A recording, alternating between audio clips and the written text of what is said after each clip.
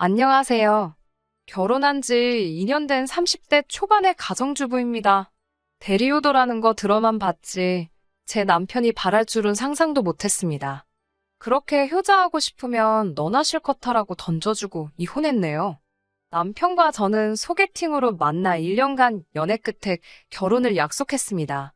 궁합도 안 본다는 4살 차이에 사귀는 동안 큰 다툼도 한 번 없었습니다.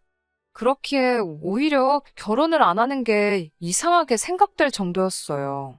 하지만 결혼식을 올리고 난 뒤 남편은 제가 다 잡은 물고기라고 생각했는지 예전하고는 다른 모습을 보여줬습니다. 처음 남편이 달라졌다고 느낀 건 결혼하면서 처음 맞은 명절 때였어요. 결혼 전에는 분명히 설에는 시댁 먼저, 추석에는 친정 먼저 가기로 했었는데요. 저희는 결혼을 5월에 올렸기 때문에 돌아오는 추석이 둘이 맞는 첫 명절이었습니다. 그러자 남편은 아무리 약속한 게 있어도 첫 명절은 예외 아니냐며 시댁 먼저 가자고 사람을 들들 볶더라고요. 친정 부모님께 푸념하듯 이야기를 전하니 뭘 그런 걸 가지고 싸우고 있냐고 하시면서 첫 명절이니까 남편이 하자는 대로 하라 하셨습니다. 괜히 별것도 아닌 일로 시댁 어른들 눈밖에 나지 말라고 하시면서요. 시댁에 도착하니 음식 준비가 한창이었습니다. 남편은 시어머니께 그동안 혼자 음식하시느라 고생 많이 하셨다면서 이제 며느리가 있으니까 염려 말고 쉬엄쉬엄 하시라 하더라고요. 제가 듣고 있는데 황당하고 어이가 없어서 남편한테 자기도 같이 하자고 그랬습니다.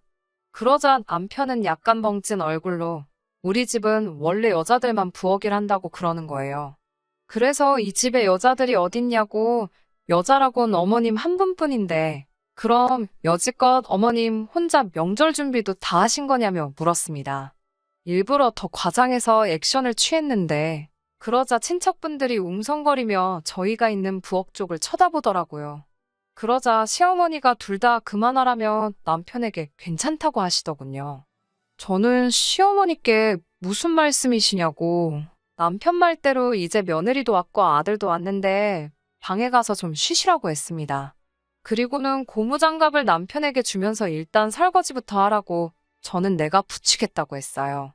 몇몇 분들은 이 상황이 웃긴지 키득거리시고 시어머니는 어이가 없다는 듯 저를 쳐다보셨습니다.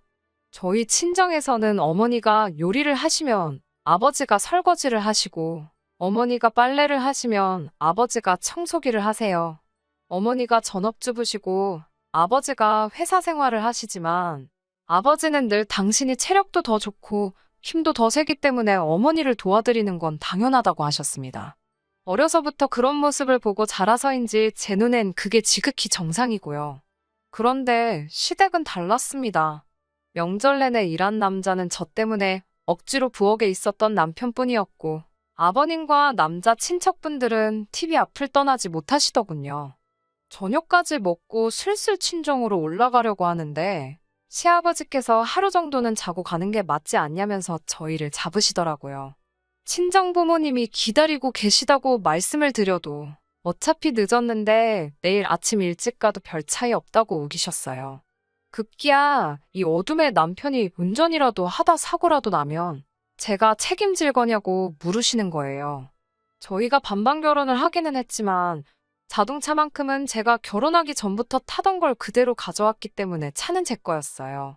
고속도로 같은 데서 제가 오래 운전을 하면 남편이 잠깐 교대를 해주기는 하지만 보통은 자동차는 저 혼자만 쓰거든요. 원래도 차는 제가 주로 끌고 남편은 운전하는 거 워낙에 귀찮아하기도 하고 운전 경력도 제가 더 길어서 제가 운전을 한다고 말씀드렸더니 여자가 운전하는 차를 어떻게 믿고 타냐고 하시는데 무슨 소리를 하는 건가 싶어서 제 귀를 의심했습니다. 사귀는 동안 남녀평등을 입에 달고 살던 남편이라 집안 분위기도 그럴 줄 알았는데 막상 결혼을 하니 시아버지의 사고방식이 완전 조선시대가 따로 없더군요. 결국 그놈의 천명절이라는 단어 때문에 발목이 잡혀서 잠까지 자고 가게 되었습니다. 제가 남편에게 우린 어디서 자냐고 물었어요. 그러자 시아버지께서는 남녀가 유별한데 어떻게 어른들 있는 집에서 둘이 한 방에서 잘 생각을 하냐며 저에게 너무 남편 좋아하는 티 좀 적당히 내라고 무안을 주셨습니다. 엄연히 시부모님이 부부인 것처럼 저희도 부부인데 말이지요. 급기야 시어머니께서는 저는 당신과 자고 남편과 시아버지는 거실에서 자면 되겠다고 하시더군요. 남편이 결혼하면서 독립을 하자 두 분이 평수가 작은 집으로 이사를 하셨거든요. 그나마 방 두 개 중 하나는 옷방으로 쓰고 계셨기에 사실 누가 자고 갈 만한 상황이 아니었는데 억지를 쓰신 거지요. 게다가 화장실을 가려면 거실을 가로질러 가야 하는데 시아버지께서 트렁크 차림으로 거실에서 주무시고 계셔서 얼마나 민망했는지 모릅니다. 이튿날 차 막히기 전에 친정으로 출발하려고 아침 일찍 일어났어요. 그런데 시어머니가 아침은 먹고 가라며 또 잡으시더군요. 남편에게 결혼하고 나서 얼굴이 많이 상했다며 이게 다 어머니 밥을 못 먹고 죄다 인스턴트만 먹어서 그렇답니다. 어머니가 차려주는 밥상 언제 또 받아보겠냐며 먹고 가라고 고집을 피우셨습니다.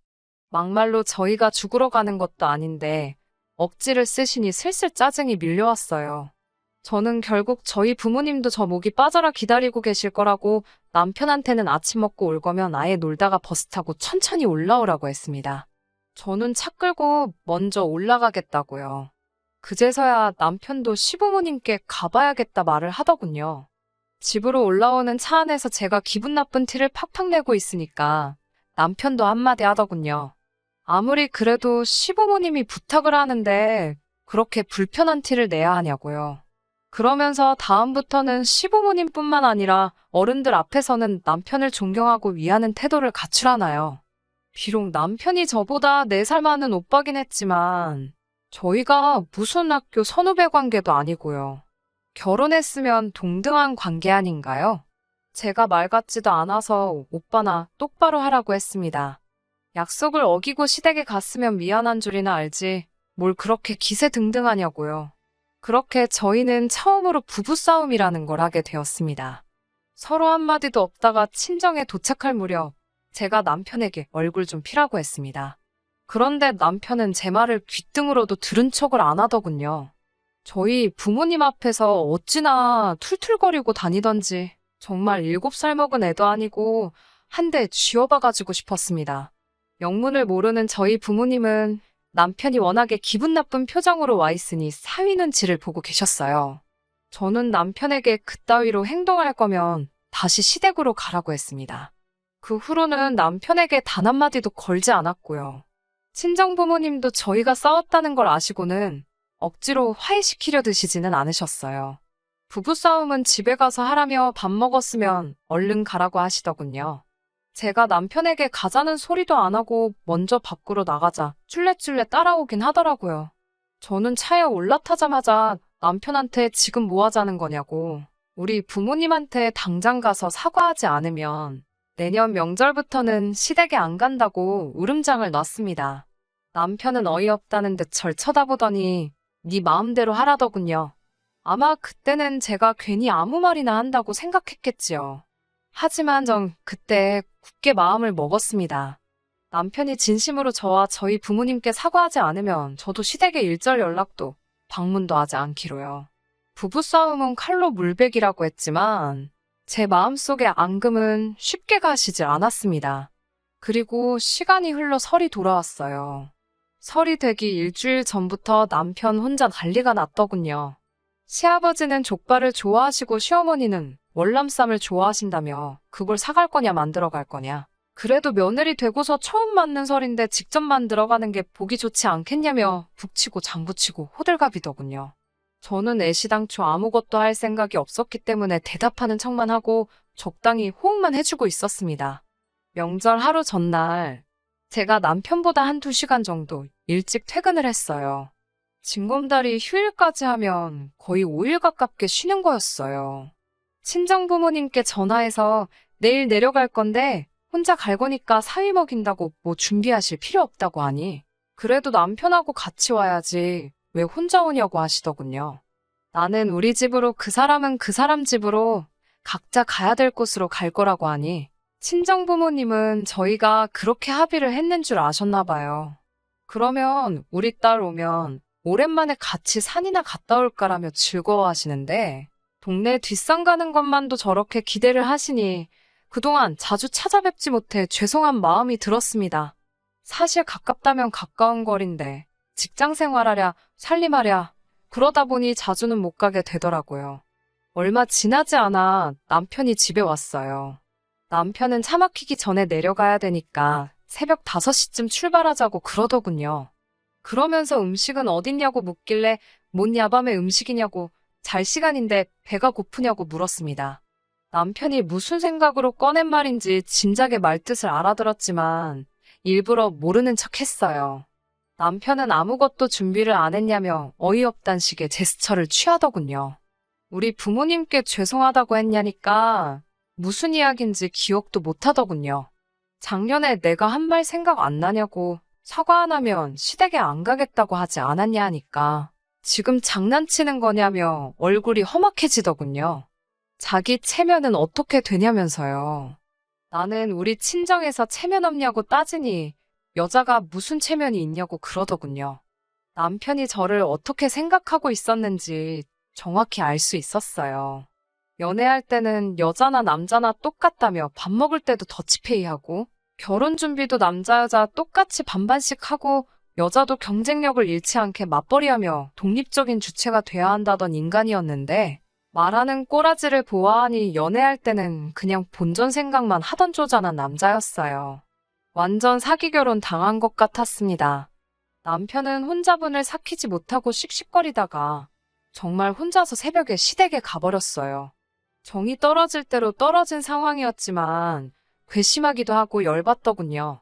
그나마 차는 그대로 있더라고요. 어차피 차키는 제가 보관하기 때문에 굳이 제 가방까지 뒤져가면서 차키를 몰래 빼내지 않은 것 같았습니다. 그래서 제가 차를 몰고 친정에 갔습니다. 친정 부모님은 남편이 오지 않은 것에 대해서 조금 걱정하시는 눈치긴 했지만 그래도 저랑 같이 설을 보낼 수 있어서 좋다며 기뻐하셨어요. 그렇게 명절 연휴가 끝나가던 즈음에서 남편에게 전화가 걸려왔습니다. 미안하다고 사과라도 하려고 그러나 싶어서 전화를 받았더니 시어머니가 욕실에서 미끄러져 넘어지셨다며 지금 병원 응급실이라고 하더군요. 아무리 남편이 꼴보기 싫고 시댁이 싫어도 걱정은 되잖아요. 친정 부모님도 얼른 가보라고 하셔서 바로 병원으로 향했어요. 의사 선생님 말로는 나이도 있으신 데다가 원래 뼈가 튼튼하지 못한 분이라서 좀 오래 입원해 계셔야 할 것 같다더군요. 남편이 자기는 출근해야 되니까 저더러 휴가 쓰고 시어머니 곁에서 병간호를 도우라더군요. 저도 엄연히 직장인이고 남편이 버는 만큼 버는데 어이가 없었어요. 남편은 그래도 여자는 여자가 돌봐야 하는 거 아니냐며 그런 게 며느리 도리라는 거예요. 저는 진짜 폭발할 것 같은 가슴을 한 번 더 부여잡고 그럼 그냥 간병인 부르라고 했습니다. 남편은 간병인이 얼마나 비싼 줄 아냐며 저더러 돈 낼 거냐고 묻더군요. 내 남편 머리에는 뇌가 아니라 우동사리가 들어있나 싶어서 그걸 왜 내가 내냐고 당신 어머니지 않냐고 하니까 감히 며느리가 남편을 낳아주신 분을 당신 어머니라고 부르냐며 노발대발하더군요. 남편이 자기가 사람을 잘못 봤다면서 이런 여자인 줄 몰랐다고 사기 결혼 당한 것 같답니다. 저도 그때는 이판사판이었어요. 누가 누구한테 사기 결혼을 운운하냐고. 나야말로 오빠가 이렇게 구시대적이고 구닥다리인 줄 몰랐다며 효도하고 싶으면 직접 하라고 소리를 질렀습니다. 병원에 있는 사람들이 다 저희를 바라보고 있더군요. 진짜 너무 쪽팔려서 그 길로 차 끌고 올라와 버렸습니다. 차를 끌고 가고 있는데 남편한테서 죽어라고 전화가 오더라고요. 빨리 차 돌려서 안 돌아오면 자기를 이제 아예 안 보고 사는 걸로 간주하겠다고 가당치도 않은 말로 저에게 겁을 주기 시작했어요. 네가 어디 나 없이도 살 수 있겠냐면서 뭐라 하는데 솔직히 하나도 무섭지가 않더라고요. 오히려 제가 당신도 시아버지도 시어머니 없이는 라면 하나도 못 끓이지 않느냐고 당신 말대로 아예 안 보고 살 테니 2번 다시 연락하지 말라 말하고 전화를 끊어버렸습니다. 급한 대로 집에 가서 제 물건들과 필요한 것만 가지고 나와서 회사 근처에서 살고 있는 친구 집에서 머물기로 했어요. 남편도 시아버지도 한 번쯤은 불편한 걸 두 사람 다 겪어봐야 소중한 걸 깨닫겠지 싶었어요. 아무튼 친구 집에 머물면서 회사 나가고 그랬는데 남편에게 매일같이 오는 전화도 문자도 싸그리 다 무시해버렸습니다. 그러다 남편이 회사에 휴가를 내고 시어머니 병간호를 하고 있다는 사실을 전해 듣게 되었어요. 속으로 고소하다 싶었습니다. 과일도 깎아먹는 게 귀찮아서 껍질째 먹는 과일 아니면 손도 대질 않는데 다쳐 누워 계실 시어머니가 한편으로는 저 사람들한테 병간호를 받는다는 사실이 조금 안쓰럽기도 했지만요. 그리고 그날로부터 한 2주일쯤 지났을 때예요. 오전부터 모르는 번호로 자꾸 연락이 오길래 받았더니 남편이더라고요. 제가 자기 전화를 너무 피해서 핸드폰을 하나 더 개통했다며 이렇게까지 해야겠냐고 그러더군요. 자기가 반성 많이 했다면서 시어머니가 저 많이 보고 싶어 하신다고 한번 내려올 수 있겠냐고 물었습니다. 목소리도 예전보다 차분해지고 진심으로 미안해하는 눈치라서 전 정말 반성이라도 하고 있는 줄만 알았습니다. 어쨌든 진심이 담긴 사과를 받았으니 저도 모른 척하고 있기는 조금 그랬어요. 그래서 토요일 아침에 집으로 다시 돌아가서 시어머니가 좋아하시는 월남쌈도 만들고 그동안 제대로 챙겨 먹지 못했을 남편이 안쓰러워서 평소에 좋아하던 약밥도 했어요. 그렇게 2시간을 달려 병원에 도착했더니 한눈에 보기에도 처참한 몰골을 한 남편이 보이더군요.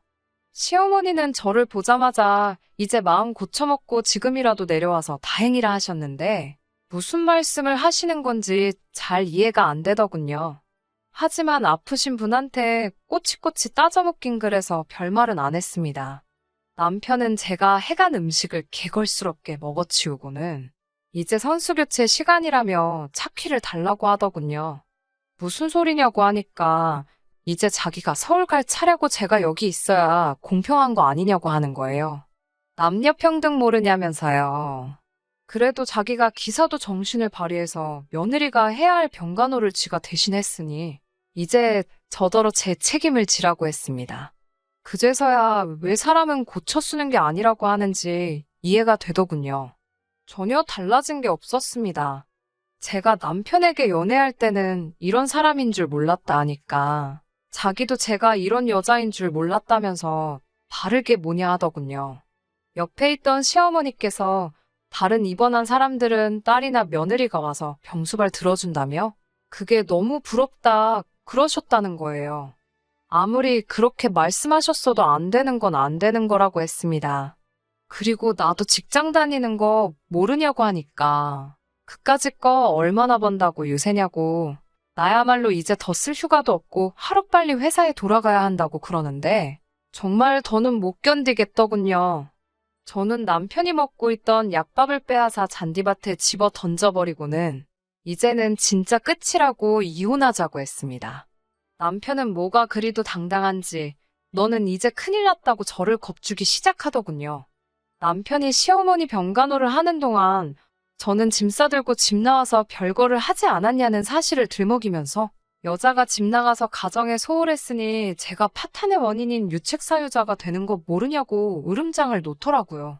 저한테 이혼 소송을 걸어서 재산분할과 위자료로 제가 가진 모든 것을 뺏어버리겠다고 하더라고요. 어디서 그런 말을 들었냐고 물어보니 같은 병실을 쓰는 사람이 알려줬다고 합니다.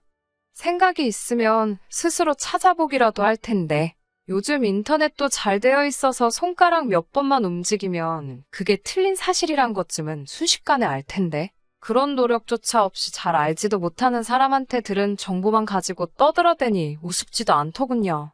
제가 집을 나갔던 건 사실이지만 집을 나가라고 먼저 말한 것도 남편이고 서로 간에 합의가 있었기 때문에 제가 친구 집에서 잠시 머물렀던 사실이 이혼 사유가 될 수 없다는 건 몰랐나 봐요. 남편이 틀렸다는 걸 딱히 정정해주지는 않았어요. 재산분할 역시 혼인기간이 길지가 않으니 각자 가져온 만큼 다시 나누는 건데 정확하게 반반 결혼을 했으니 더 줄 것도 덜 줄 것도 없었어요. 오히려 결혼 초기부터 며느리돌이 운운하며 배우자의 의무만 강조하고 친구 집에서 머물면서 남편이 시어머니 병수발 안 들고 뭐하고 있냐고 보내던 문자들이 증거가 돼서 남편의 희망과는 다르게 남편에게 혼인 파탄의 책임이 인정되어서 위자료 청구 소송은 남편이 아니라 제가 하게 되었네요. 위자료라고 해봐야 안 받아도 그만인 적은 액수였지만 그동안의 정을 생각해서 합의하자며 구질구질하게 구는 꼬라지를 보아하니 안 받을 수가 없어서 탈탈 털어 받아냈습니다. 둘 사이에 아이가 있던 것도 아니고 요즘 이혼한 게 흠이 되긴 하나요. 지금은 당당한 돌아온 싱글이 되어서 살고 있습니다. 다른 건 몰라도 지금도 사람을 만날 때 가장 먼저 신경 쓰는 것이 바로 남녀평등을 운운하는 사람들입니다. 남녀평등 운운하는 사람 치고는 너무나도 이기적이었던 전 남편 때문인지 정말 건강한 사고방식을 가지고 있는지 아니면 전 남편처럼 자기가 유리할 때만 남녀평등을 운운하는 사람인지 그것부터 유심히 살펴보게 되네요. 한편으로는 이러면 이런 대로 쭉 혼자 지내는 것도 나쁘지 않을 것 같다는 생각이 들 때도 있어요. 제 앞길에 새로운 인연이 있을지 없을지는 모르지만 벌써부터 걱정하지 말고 지금 당장은 저에게 주어진 상황을 즐기며 살아가 볼까 합니다. 끝까지 들어주셔서 감사합니다. 오늘의 사연은 여기까지입니다. 구독과 좋아요, 알람 설정 부탁드리고 더 좋은 사연으로 다시 찾아뵙겠습니다. 감사합니다.